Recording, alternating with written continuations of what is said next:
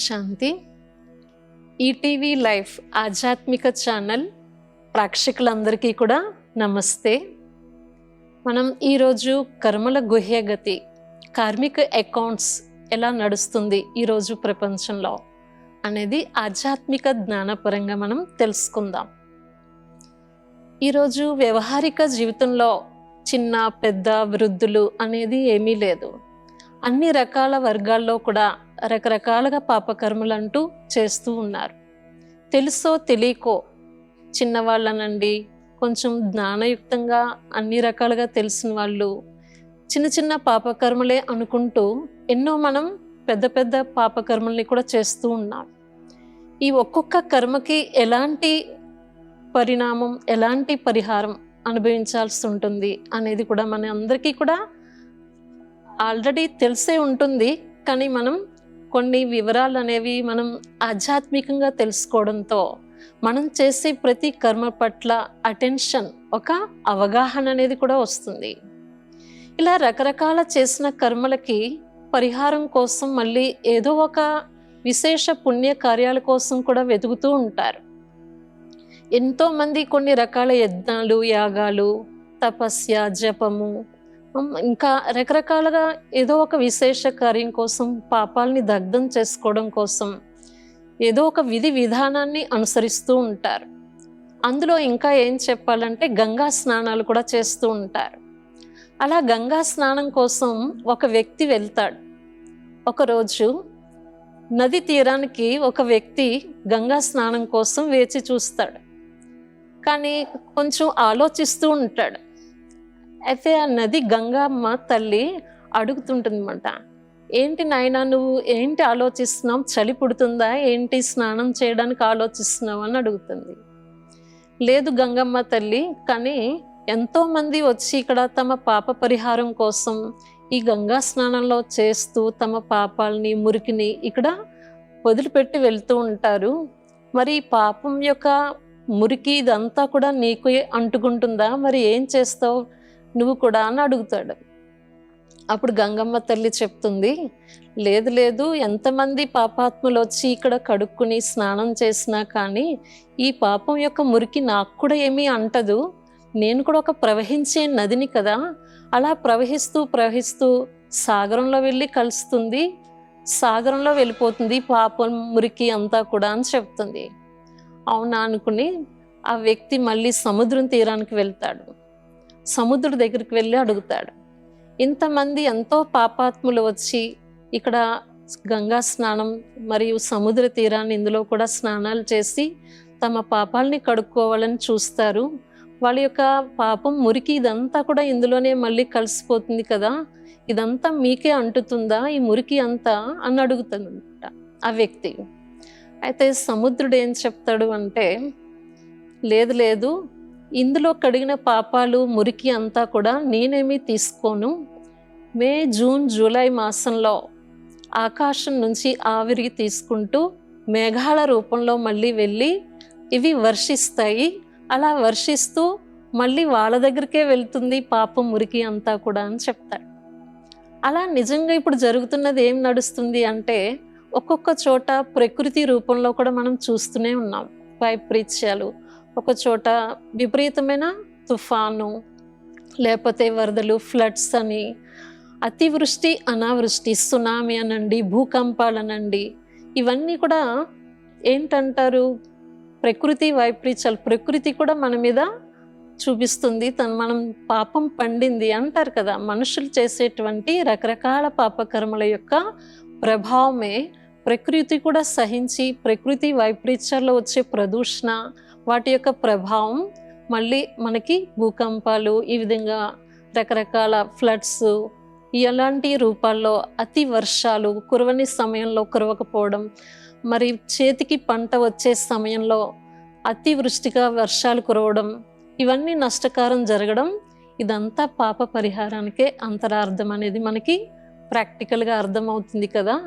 కనుక మనం ఇనుముని ఇనుముతోటే తీస్తారు ఎలాగైతే, అలాగే ఈ పాపకర్మల్ని కూడా మనం పుణ్యకర్మలతోటి ఎలా సమాప్తం చేసుకోవాలి అంటే, ఇప్పుడు చూడండి, మనిషి ఎప్పుడైతే తమ కర్మేంద్రియాల్లో ఒకటి కుదృష్టి అనుకోండి. దృష్టి ద్వారా ఏదైనా చెడు అశుభప్రదంగా ఎవరినైనా చూసి వాళ్ళని చాలా పాపకరం ఏమైనా చేస్తే, ఎవరినైనా బాధ పెట్టి ఉంటే, అది మనం ఇక్కడ యథార్థంగా పరిచయాన్ని తెలుసుకుని ఎప్పుడైతే మనం ఆత్మజ్ఞానాన్ని ఇక్కడ ఆధ్యాత్మిక జ్ఞానంతో వాస్తవిక స్వరూపాన్ని గుర్తిస్తామో, ప్రతి ఒక్కరిలో ఉండేటువంటి ఒరిజినల్ స్వరూపం ఆత్మని గుర్తించే దృష్టికోణం ద్వారా మనం వాళ్ళ పట్ల ఉండే శుభభావన శుభకామన ద్వారా కూడా మనం ఇదివరకు పెట్టుకున్న చెడు దృష్టి కుదృష్టి ద్వారా చేసిన పాపకర్మని ఇక్కడ పుణ్య ఫలితంగా మనం మార్చుకోగలుగుతాం. మరొక విధంగా మనం అనకూడని మాటలు అనడం, చెడు విషయాలు మాట్లాడడం, పరచింతన పరదర్శనతో వేరే వాళ్ళని మనసుని బాధ పెట్టేలా కటువచనాలతోటి కూడా బాధపెట్టి కొన్ని పాపకర్మలు జమ చేసుకున్నది కూడా ఇప్పుడు ఈ విన్న మహావాక్యాల్ని ఈ జ్ఞానం ఆధ్యాత్మిక చింతనతో ఈ వంటి అవినాశి జ్ఞాన రత్నాలు అంటారు. అంటే ఈ ఒక్కొక్క పాయింట్స్ భగవంతుడు వినిపించే ఈశ్వరీయ జ్ఞానం మనం ఎప్పుడైతే తెలుసుకుని వేరే వాళ్ళకి వినిపిస్తూ ఉంటామో, ఇలాంటి జ్ఞానం ద్వారా మధురమైన మహావాక్యాల ద్వారా కూడా మనం ఇదివరకు మాటలతోటి ఏదైతే పాపం జమ చేసుకున్నామో దాని పరిహారం చేసుకోగలుగుతాం. చేతల ద్వారా కూడా వేరే వారిని బాధ పెట్టి ఎలాంటి చెడు కర్మలు పాపకర్మలు వికర్మలు చేసినా కానీ అది ఇక్కడ శ్రేష్ఠ పుణ్య ప్రాలబ్ధం. అంటే ఎప్పుడైతే జ్ఞానయుక్తంగా మనం శుభభావన శుభకామనతో ఈ యొక్క కాన్షియస్లో చేస్తూ ఉంటామో మన కర్మల్లో శ్రేష్టత్వం వస్తూ ఉంటుంది. వేరే వారి మనసుకి ప్రశాంతి, ఒక సంతృప్తిని మన వ్యవహారిక నడవడికతోటి వాళ్ళని తృప్తిపరుస్తామో దాంట్లో వాళ్ళ యొక్క ఆశీర్వాదాల ద్వారా మనం పుణ్యఖాతాన్ని జమ చేసుకోగలుగుతాం. ఇలా మనం మాట నడవడిక వ్యవహారం ఆలోచన దృష్టి మనం చేసేటువంటి రోజంతా దినచర్యలో ఎప్పుడైతే మన సహజత్వాన్ని గుర్తించి ఆధ్యాత్మిక చింతనని యాడ్ చేసుకుంటామో మన కర్మల్లో తప్పనిసరిగా శ్రేష్టత్వం వస్తుంది. ఎలాంటి పాపాలనైనా సరే మన ఆత్మశుద్ధి చేసుకుని ఈ జ్ఞాన గంగతోనే పావనం అవుతాము అనే యథార్థాన్ని గ్రహించగలుగుతాం. ఎన్నో జన్మజన్మల పాపమే కాకుండా ఆత్మకి తెలుసో తెలియకో ఏదైతే పాత సంస్కారాలు ఉన్నాయో కొన్ని కఠిన స్వభావ సంస్కారాలతో బాధపడుతూ కూడా మనం మారాలి పరివర్తన అవ్వాలి అనే మంచి శ్రేష్ఠ సంకల్పం ఉన్నప్పటికీ కూడా మారలేకపోతూ ఉంటారో మనలో మార్పు ఒక పరివర్తన శక్తి కూడా తప్పనిసరిగా వస్తుంది. మన యొక్క సహజ స్వభావ సంస్కారాల్ని నేచురల్ రూపంలో రియల్ లైఫ్లో మనం ఉపయోగించుకోగలుగుతాం. తర్వాత మన ద్వారా ఎప్పుడు కూడా పుణ్యకర్మలే జరుగుతూ ఉంటాయి. మన కర్మేంద్రియాలు కూడా ఎప్పుడు పుణ్యకర్మలు చేయటానికి తోడ్పడతాయి, మన అధీనంలో ఉంటాయి. మనం ఏది చూడాలో అదే చూడగలుగుతాం, ఏది చెయ్యాలో అదే చేయగలుగుతాం, ఏది వినాలో మనం అలాంటి ఈ ఆధ్యాత్మిక శ్రవణంతో మనం ఎంతో మంచి కర్మేంద్రియాలని పావనంగా చేసుకోగలుగుతాం. ఈ విధంగా మనం కర్మల గుహ్యగతిలో ఇంకా గుర్తించాల్సిన విషయం ఏంటంటే, ముఖ్యంగా ఇందులో కర్మ అకర్మ వికర్మ సుకర్మ అని కూడా అంటాం. అంటే అకర్మ అనేది ఎప్పుడైతే ఒరిజినల్గా మన వాస్తవిక స్వరూపంలో ఉండి చేస్తామో దీనికి పాపము పుణ్యము ప్లస్ ఆర్ మైనస్ అనేది ఉండదు, ఎలాంటి జమాకాత్ అనేది ఉండదు. అది ఎప్పుడు ఇక్కడ ఈ సమయంలో పరమాత్మ వచ్చి ఈశ్వరీయ జ్ఞానాన్ని గుర్తించడంతో మనం ఈ జ్ఞానయుక్తంగా చేసే కర్మలో అకర్మ అనబడుతుంది. సుకర్మ అనేది కూడా వస్తుంది, ఇది శ్రేష్ఠ కర్మ. అకర్మ అనేది రాబోయే ఏదైతే సత్యుగం ఉంటుందో ఒరిజినల్ ఆత్మాభిమాని స్థితిలో ఉండి చేస్తారో దాన్ని అకర్మ అంటారు. వికర్మ అనేది దేహభ్రాంతికి ఎప్పుడైతే లోబడి అసలు నేను ఎవరు అనే విషయాన్ని మర్చిపోయి కామ్ క్రోధ్ లోభ్ మోహ్ అహంకార్ ఈర్ష ద్వేష వీటికి లోబడి చేస్తారో అది వికర్మలోకి వెళ్తుందన్నమాట. కానీ సుకర్మ అనేది ఈ సంగమ యుగంలో భగవంతుడి ద్వారా తెలుసుకున్న జ్ఞానం ఆధారంతో సుకర్మ అనబడుతుంది. అయితే ప్రస్తుతం నడుస్తున్నది దేహాభిమానంతో చేసేటువంటి వికర్మలం.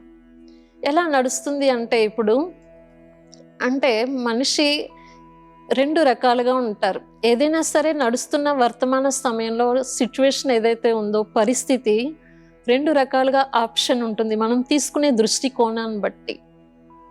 ఇప్పుడు చూడండి, కత్తి నైఫ్ అనేది కూడా ఒక్కటే, దాన్ని పండ్లు కట్ చేయొచ్చు, ఎవరైనా మనిషిని కూడా మనం చంపడానికి ప్రయోగం చేయొచ్చు. అంటే దాన్ని ఉపయోగించుకునే విధానం, దృష్టికోణం, మన యాటిట్యూడ్ని బట్టి అక్కడ కర్మ అనేది సుకర్మలో వెళ్తుంది, లేకపోతే పాపకర్మలో వెళ్తుంది. అలాగే మనిషి తన వ్యవహారిక జీవితంలో తీసుకునే దృష్టికోణంలో ఎలాంటి డిఫరెన్స్ అనేది చూడండి. ఒక తండ్రికి 2 కొడుకులు ఉన్నారు. ఆ తండ్రి ఎప్పుడు కూడా చాలా డ్రింక్ తాగుతూ ఉండేవాడు. ప్రతిరోజు కూడా షరాబ్ డ్రింక్ తాగి వచ్చేవాడు అన్నమాట. విపరీతమైన వ్యసనం చేసేవాడు. అదే వ్యసనంలో మునిగి తేలుతూ ఉండేవాడు. అయితే చిన్నప్పటి నుంచి కూడా 2 కొడుకులు తండ్రినే చూస్తారు కదా. కానీ ఒక కొడుకు చాలా రియలైజ్ అయ్యి, ఎప్పుడు తండ్రి లాంటి పరిస్థితి నాకు రాకూడదు, నేను భవిష్యత్తులో ఒక మంచి ఉన్నత స్థాయికి వెళ్ళాలి, ఇలాంటి అలవాటు నాలో లైఫ్లో కూడా రాకూడదు, మా తండ్రి జీవితంలో స్పాయిల్ ఏదైతే అయిందో నాది అలాంటి పరిస్థితి రాకూడదు అని తను పాజిటివ్ ఆప్షన్ తీసుకున్నాడు. అయితే రెండో కొడుకు ఏం చేశాడు, సేమ్ తన తండ్రిలానే ఫాలో చేస్తూ, అదే షరాబ్ డ్రింక్ చేస్తూ, సేమ్ తండ్రిలానే ఫాలో చేస్తూ తను కూడా పెద్ద షరాబీగా అయిపోతాడు, ఎప్పుడు డ్రింకర్ అన్నమాట. అయితే ఒక వ్యక్తి అడుగుతాడు, మీరు ఒక తండ్రి కొడుకులే 2 కూడా, కానీ పెద్ద కొడుకు మీ అన్న అంత మంచి పెద్ద స్థాయికి ఎదిగి, అంత మంచి స్టేటస్ని పొంది, ఇప్పుడు అంత మంచి భవిష్యత్ తయారు చేసుకున్నాడు, మరి నువ్వేంటి అదే తండ్రి కొడుకు కదా, నువ్వు ఇలా ఎందుకు అయిపోయావు అని అడుగుతాడు. అప్పుడు చెప్తాడు పెద్ద కొడుకు, ఏది తీసుకున్నా కానీ 2 ఆప్షన్స్ ఉంటాయి కదా, కానీ ఫస్ట్ ఆప్షన్ నేను ఎన్నుకున్నాను, నేను పాజిటివ్ ఆప్షన్, నా దృష్టికోణం ఎప్పుడు కూడా నేను మంచి ఉన్నతిలోకి వెళ్ళాలి, మంచి బిహేవియర్ తయారు చేసుకోవాలి, నా యొక్క లైఫ్ ఎప్పుడు కూడా ఒక మంచి స్థాయిలో ఎదగాలి, నా లైఫ్ స్టైల్ ఇలా ఉండాలి అనేది తన యొక్క ఆలోచన దృష్టికోణం విధానంతో పాజిటివ్గా అలా మంచిగా మారగలిగాడు. రెండో వ్యక్తి వాళ్ళ నా తండ్రిని చూశాను, నేను కూడా అలా అయ్యాను అంటాడు. అంటే చూడండి, ఈ విధంగా ప్రతి వర్తమాన సమయంలో నడుస్తున్న పరిస్థితిలో మంచి ఉంది, చెడు ఉంది, పాపం ఉంది, పుణ్యం ఉంది, సత్యం ఉంది, అసత్యం ఉంది. కానీ ఈ రెండిట్లో మనం ఎంచుకోవడానికి కూడా మన దృష్టికోణానికి తీసుకోవడానికి ఒక మంచి గైడెన్స్ కూడా మన మనసుకి కావాలి. మనసు అనేది పలు విధాలుగా పరిగెడుతూనే ఉంటుంది. మనసు కళ్ళు లేని గుర్రం లాంటిది అంటారు. కానీ చిన్నపిల్లలకు కూడా చూడండి, తల్లిదండ్రులు చిన్నప్పటి నుంచి ఒక సరైన గైడెన్స్ ఇస్తేనే ఆటోమేటిక్గా సక్రమ మార్గంలో వస్తారు. మరి తల్లిదండ్రులు లేని వాళ్ళు పిల్లల వ్యవహారం ఎలా ఉంటుంది, అనాథలుగా, ఒక విచ్చలవిడిగా వాళ్ళ వ్యవహారం ఉంటుంది, రకరకాల వ్యసనాలకి లోబడుతూ ఉంటారు. అలాగే మన మనస్సు కూడా ఒక చిన్న పిల్ల లాంటిది. దీనికి కూడా మనము ఎప్పుడైతే కాస్త ఒక ఆధ్యాత్మిక స్పిరిచువల్ గైడెన్స్ అంటూ ఎవ్రీడే ఒక ఫ్రెష్ మోటివేషన్ ఇస్తూ ఉంటామో, ఒక సన్మార్గంలో నడవడానికి మనసు మన దారికి వస్తుంది. చూడండి, కొన్ని మోటివేషన్ క్లాసెస్ వింటూ ఉంటాం. ఎంత మంచి పర్సనాలిటీ డెవలప్మెంట్ క్లాస్ విన్నా 24 అవర్సే దాని ఎఫెక్ట్ కనిపిస్తుంది. కానీ నెక్స్ట్ డే ఏదైనా సిచ్యువేషన్ వచ్చింది, ఏదైనా పరిస్థితి ఎదురైందంటే మళ్ళీ మనం ఆలోచన విధానం చేంజ్ అయిపోతుంది. మనం అనుకున్న లక్ష్యాలన్నీ మర్చిపోతూ ఉంటాం. కనుక ఎవ్రీడే ప్రతిరోజు కూడా శరీరానికి ఎలా అవసరమో 3 times ఫుడ్ పెడుతూ ఉంటామో, అలాగే అంతర్గతంగా నడిపించేటువంటి ఈ స్పిరిచువల్ ఎనర్జీ ఏదైతే శక్తి ఆత్మ ఉందో, దీనికి కూడా ఈ ఆధ్యాత్మిక శిక్షణ గైడెన్స్ అంటూ ఇస్తూ ఉంటాము. ఫ్రెష్ డైరెక్షన్, మన మనసుకు ఒక మోటివేషన్ లాగా, ఉత్సాహంతో ఒక సన్మార్గంలో నడవడానికి మనసు తోడ్పడుతూ ఉంటుంది. అలా మనం మంచిని ఎన్నుకోగలుగుతాం, ప్రతి దాంట్లో సత్యాన్ని తీసుకోగలుగుతాం, ప్రతి విషయంలో పుణ్యకార్యం వైపు జమ చేసుకునేటువంటి ఆలోచనల్ని మనం క్రియేట్ చేసుకోగలుగుతాం. అలాంటి ఈ విధంగా ఎన్నో రకాల వ్యవహారాల్లో, ఇంకా చూడండి ఈరోజు ఎన్నో రకాల అనారోగ్య రూపంలో కర్మల ఖాతా అనేది కార్మిక్ అకౌంట్స్ 4 రూపాల్లో ముఖ్యంగా వస్తుంది. ఎలా అంటే చూడండి, ఫస్ట్ మనకి హెల్త్ విషయాల్లో వస్తుంటుంది, హెల్త్ ఇష్యూ, అనారోగ్య రూపంలో శారీరక కర్మబంధనాలు అనుభవిస్తూ ఉన్నారు.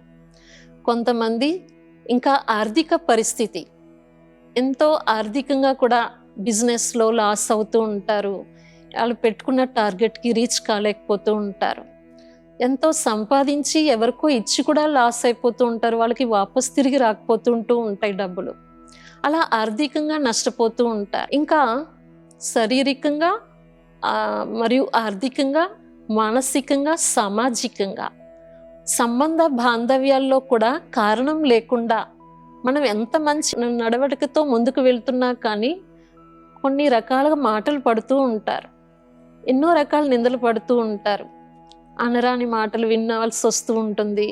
వీళ్ళు మంచి వ్యవహారంతో ముందుకు వెళ్తున్నా కానీ ఇదంతా ఏంటంటే సంబంధ బాంధవ్యాల్లో కూడా కర్మబంధన. ఇలాంటి కర్మల ఖాతాలు అనేవి కార్మిక అకౌంట్స్ శారీరక రూపంలో మరియు ఆర్థిక రూపంలో ఇంకా సామాజిక పారివారిక రూపంలో కూడా మనం అనుభవిస్తూ ఉంటాం. కానీ 3 రకాల కర్మల ఖాతాకి సొల్యూషన్ ఏంటంటే మానసికంగా, మనసుతో ఎప్పుడైతే నిశ్చలమైన మనసుతో ఈ నాలెడ్జ్ని ఎప్పుడైతే గుర్తిస్తామో, సత్య అసత్య, జ్ఞాన అజ్ఞాన యొక్క డిఫరెన్స్ని, తేడాని గుర్తిస్తామో, అలాంటి మనసుతో, అలాంటి క్లీన్ అండ్ క్లియర్ మైండ్తో భగవద్ధ్యాస చేస్తామో, ఈ రాజయోగ ప్రాక్టికల్ మెడిటేషన్లో మనం ఎప్పుడైతే గుర్తించి స్వచ్ఛమైన మనసుతో భగవంతుని గుర్తు చేస్తామో, అలాంటి సత్ప్రవర్తనతో కూడిన, సద్భావంతో కూడిన సకారాత్మక చింతన, ఆలోచనతో ఎలాంటి కఠిన కర్మ బంధనాలనైనా సరే మనము కంప్లీట్ చేసుకోగలుగుతాం. కార్మిక అకౌంట్స్ని క్లియర్ చేసుకోగలుగుతాం. ఆ మనస్సునే మనం ఇక్కడ కనెక్షన్ జోడించే పని ఉంది. ఈ మనస్సుతోటే మనం ఏకాగ్రత శక్తితో స్వయం భగవంతుడు సర్వశక్తివంతుడితో ఏకాగ్రం చేయడంతో మనం ఎన్ని రకాల కర్మల ఖాతానైనా క్లియర్ చేసుకోగలుగుతాం. అంటే యాక్షన్ టు రియాక్షన్ అంటారు. అందుకోసమే మనం ఒక బాల్ విసిరేమంటే వాపస్ మనకే వస్తుంది కదా. అందుకోసం మనం ఏది చేసినా దానికి రిటర్న్ మనకి ఇప్పుడే, అది ఎన్నో జన్మలు, సంవత్సరాలు అవసరం లేదు. ఇప్పుడు చాలా సమయం చాలా ఫాస్ట్గా నడుస్తుంది కాబట్టి మనం చేసేటువంటి కర్మలు వెంటనే దాని యొక్క ప్రతిఫలాన్ని చూస్తున్నాం. కనుక మనం ఎలాంటి బీజమో అలాంటి చెట్టు, అలాంటి ఫలం మనమే స్వీకరిస్తాం. కనుక మనం చేసేటువంటి ఆలోచన అనే బీజం శ్రేష్టంగా ఎప్పుడైతే ఉంటుందో, శ్రేష్ట వాక్కు, శ్రేష్ట కర్మ, శ్రేష్ట సంస్కార్, శ్రేష్ట జన్మ. కనుక జన్మకి పునాది సంస్కార్, సంస్కారానికి పునాది కర్మ, కర్మకి పునాది ఆలోచన. కనుక ఆ ఆలోచనలే ఎలా పాజిటివ్గా, సకారాత్మకంగా, శ్రేష్టంగా పెట్టుకుంటామో అన్ని విధాలుగా కూడా మనము శ్రేష్ట కర్మలతోటి పుణ్య ప్రాలబ్ధాన్ని తయారు చేసుకోగలుగుతాం. ఎన్ని జన్మల కర్మలు ఎలాంటివైనా సరే ఇక్కడ మనము సమాప్తం చేసుకోగలుగుతాం. కర్మల గుహ్య గతిలో కూడా మనకి ప్రాక్టికల్ లైఫ్లో అర్థమవుతూ ఉంటుంది. కొన్ని విషయాలు, సందర్భాల్లో మనం గత జన్మలో చేసిన కర్మ ఫలితమే ఇది అని అంటూ ఉంటాం కదా.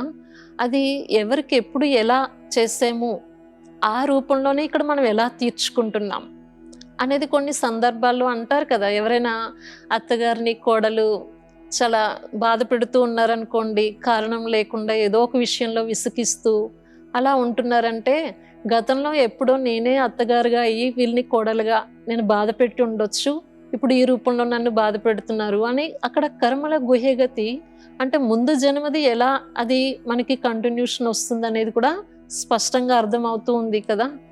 అలా ఎన్నో రూపాల్లో సంబంధాల్లో అనండి, ఆర్థికంగా కూడా ఎవరితోటైనా ఎప్పుడైనా బాగా మనం డబ్బు తీసుకుని కూడా వాళ్ళకి ఇవ్వకుండా ఉండిపోయామనుకోండి, వాళ్ళు ఈ సమయంలో వర్తమానం ప్రజెంట్ లైఫ్లో మనం కారణం లేకుండానే వాళ్ళు మన నుంచి ఏదో రకంగా డబ్బు తీసుకుంటూ ఉంటారు. కొన్నిసార్లు శారీరక రూపంలో కూడా చూడండి, ఒక్కొక్క రుణాల బంధ అనుసారం ఆ పిల్లలు వస్తారు, పునర్జన్మ తీసుకున్నారు, వాళ్ళు ముందు జన్మలో ఏదో ఒక రూపంలో వాళ్ళకి డబ్బుతో అప్పు ఉండిపోయారనుకోండి, ఈ సమయంలో వాళ్ళు జన్మ తీసుకుని వాళ్ళ ద్వారా ఏదో ఒక రోగ రూపంలో ఖర్చు చేస్తూనే ఉంటారు. హాస్పిటల్లో రకరకాలుగా ఖర్చు పెడుతూ ఉంటారు. కనుక ఆ రూపంలో వాళ్ళ డబ్బు అంతా సమాప్తం అయిపోతూ ఉంటుంది. అంటే ఏదో జన్మ రుణబంధం అనుసారం ఈ జన్మలో ఈ రకంగా పిల్లాడుగా వచ్చి ఆ రుణం ఉన్నంతసేపు తీర్చుకుని శరీరం వదిలిపెట్టి వెళ్ళిపోతాడు. ఇదంతా కర్మల గుహ్యతి గతి అనుసారమే నడుస్తూ ఉంటుంది అన్నమాట. ఈరోజు మానస కార్యక్రమంలో కర్మల గుహ్యగతి గురించి మనం తెలుసుకున్నాం. మళ్ళీ వచ్చే ఎపిసోడ్లో నెక్స్ట్ టాపిక్తో కలుద్దాం. అప్పటి వరకు ఓం శాంతి.